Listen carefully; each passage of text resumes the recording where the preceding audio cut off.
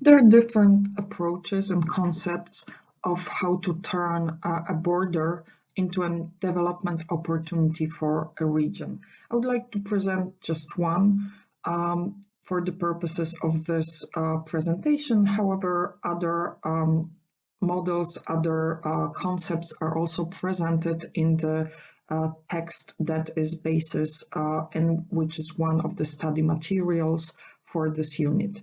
The concept I would like to concentrate on within this presentation is the resourceful region model. The concept was elaborated by Peter Niekamp on the basis of regional science, and it is set on the assumption that every region possesses various assets which can be shaped by the policy of that region. Those assets include infrastructure, which is both transportation and telecommunication infrastructure, but also utilities.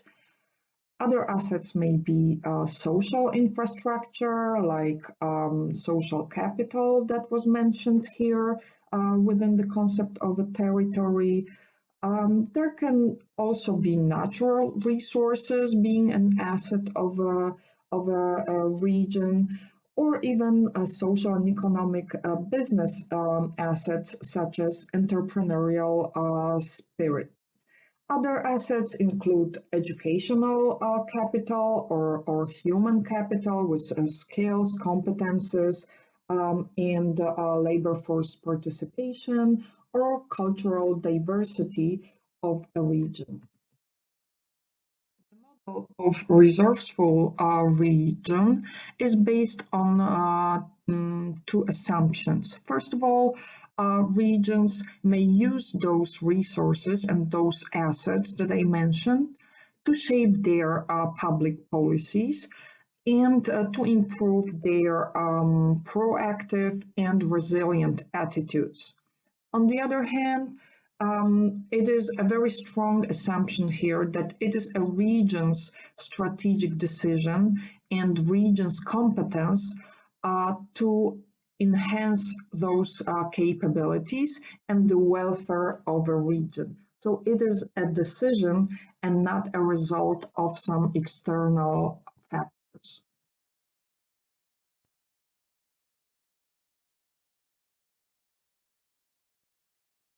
In the resourceful region model, it is assumed that the chances that are created by those assets of a region may be transformed into highest possible revenues and highest possible performance based on the decision and policy of a region.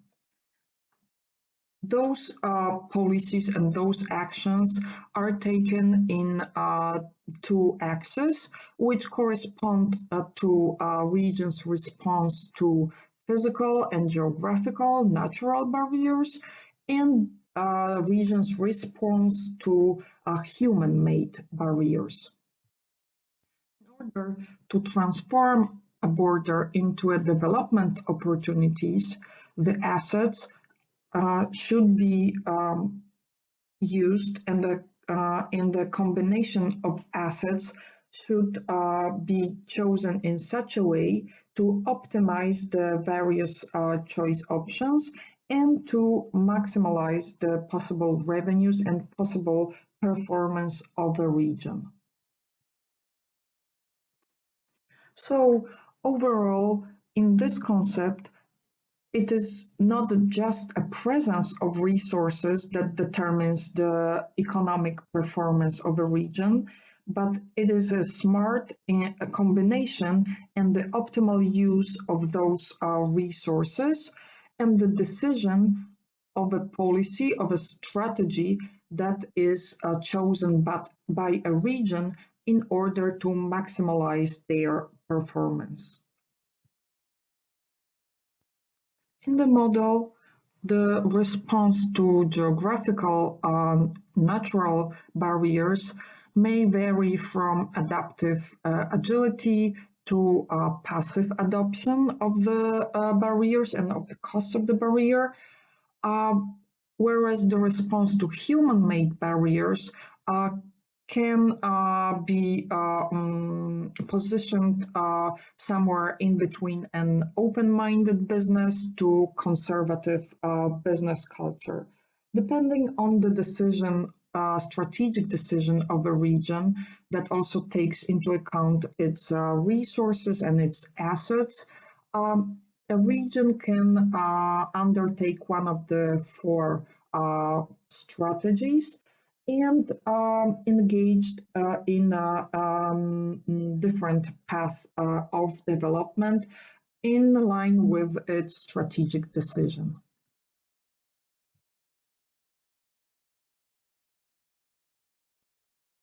In order to achieve the objectives of this unit, that is to show how a border can be transformed into a development opportunity for a region, I would like to discuss the concept of border region in relation to the trade theory and show you the effect of cross-border trade, which may be transformed into a development opportunity.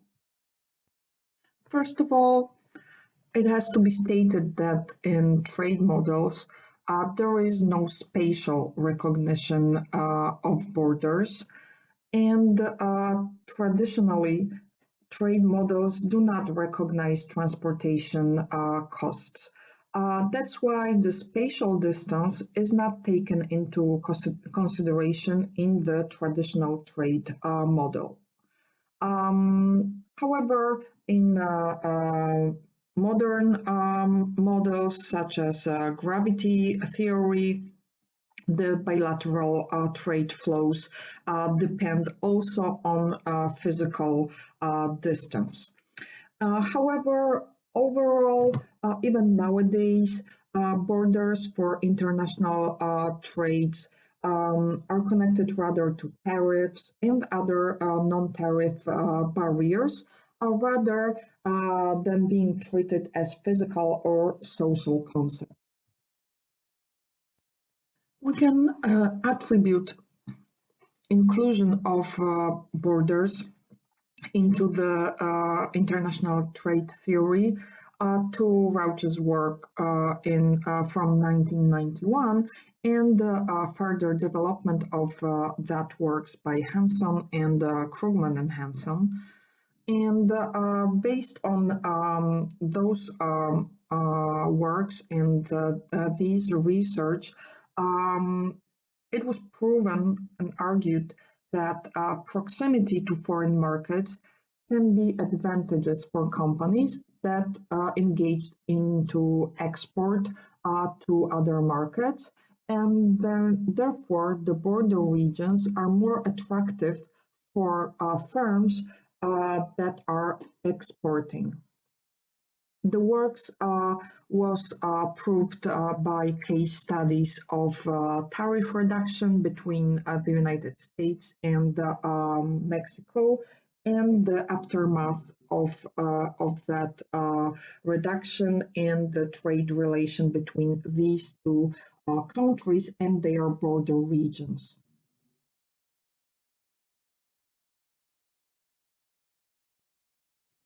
The concept of borders and its relation to international trade and trade theory was fully included in Krugman's New Economic Geography.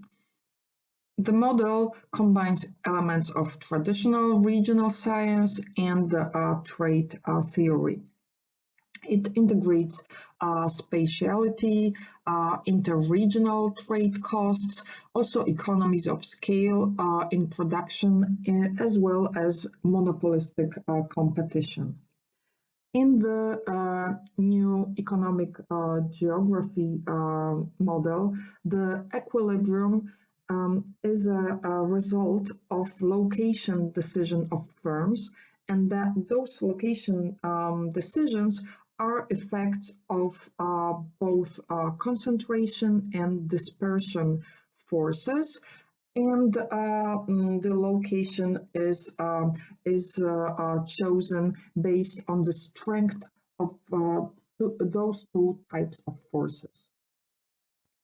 Overall, according to new economic geography theory, the border regions have geographic advantage in the economic integration process.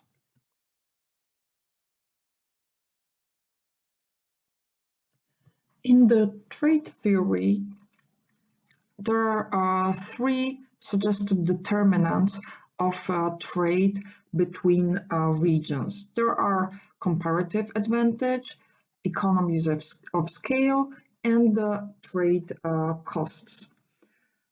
It is assumed that specialization of trade and production brings welfare gains to all trading regions. However, the distribution of that welfare depends on balance of effects on output, income, and substitution effect in new trade relations that are effect of the new structure of trade.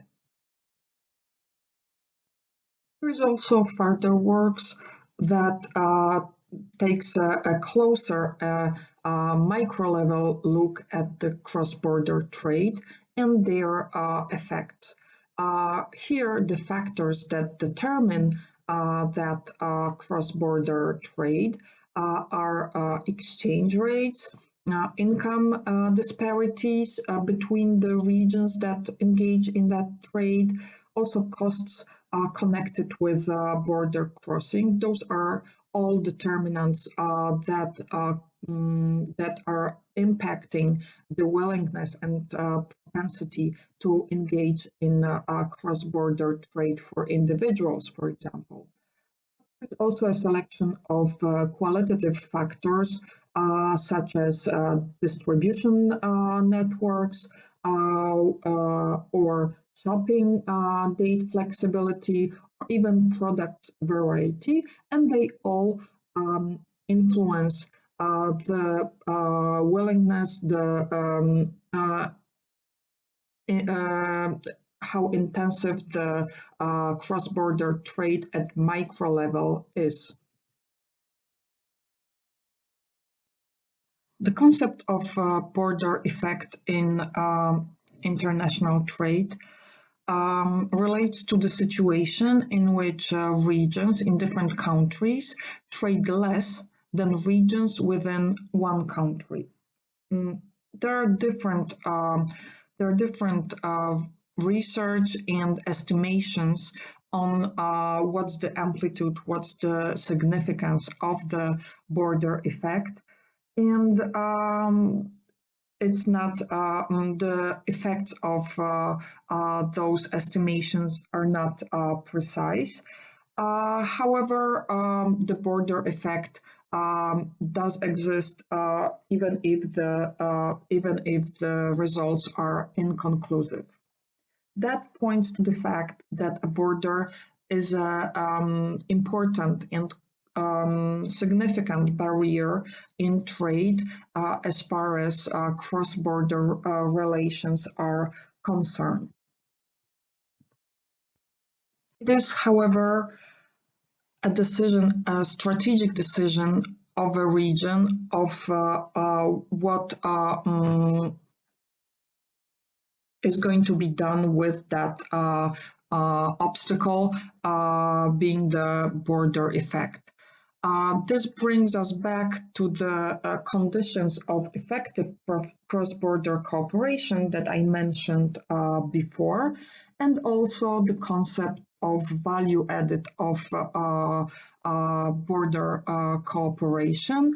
And those give us some ideas, some recommendations on how to diminish the border effect and transform the border into a development opportunity also in terms of trade.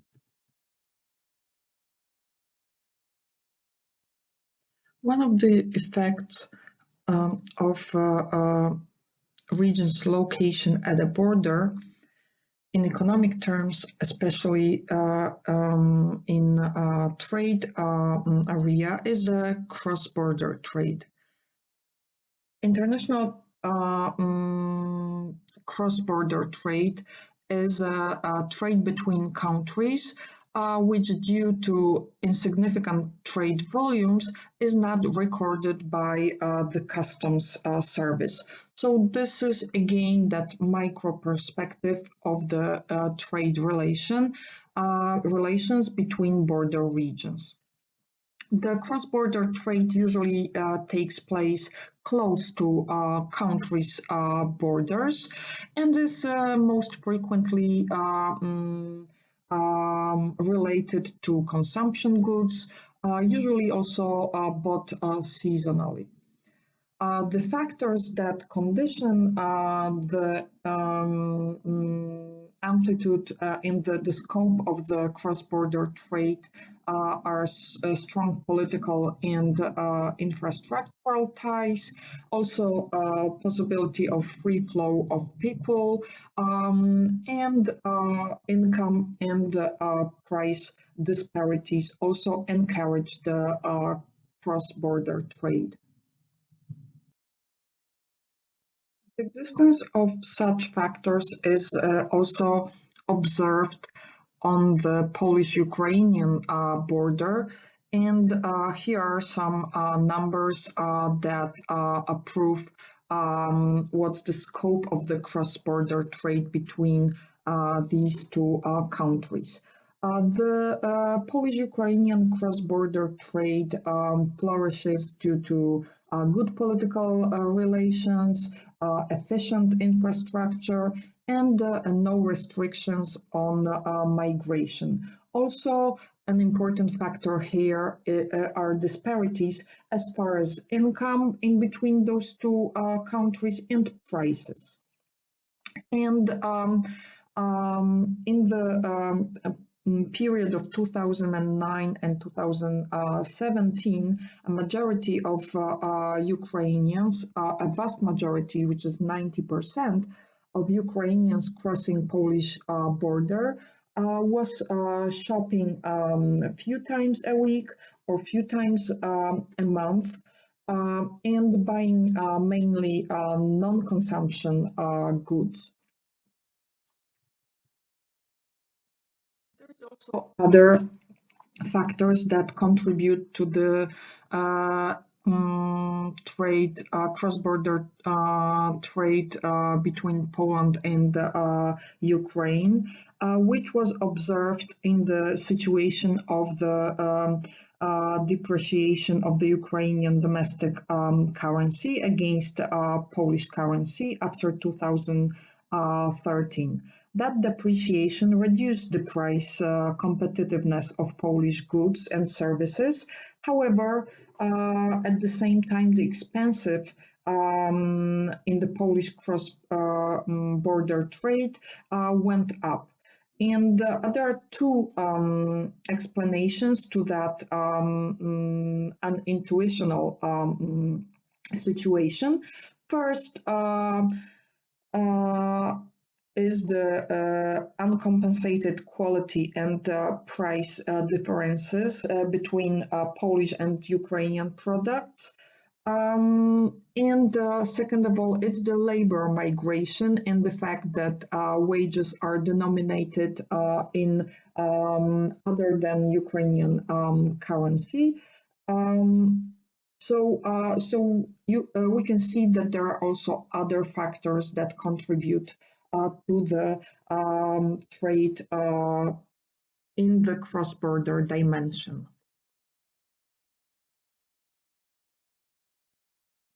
In this presentation, I pointed just a selected issues that are related to transforming border into a development possibility for a region.